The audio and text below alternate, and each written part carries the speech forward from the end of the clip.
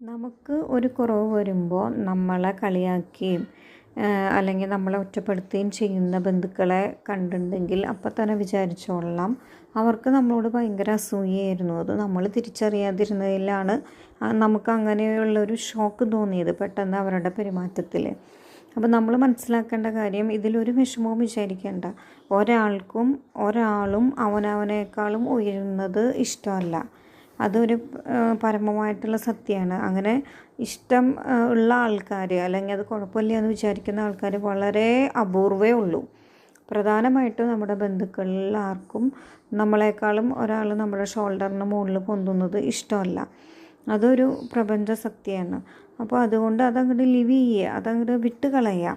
എന്നിട്ട് എല്ലാവരെയും അവരുടെ കുറവുകളോട് കൂടി തന്നെ നമ്മൾ സ്നേഹിക്കുക. പക്ഷെ അവരിൽ നിന്ന് ഇങ്ങനെയുള്ള പെരുമാറ്റം നമ്മൾ പ്രതീക്ഷിക്കുകയും വേണം. എന്നാലും നമ്മൾ വീണ്ടും അങ്ങോട്ട് സ്നേഹിക്കുക.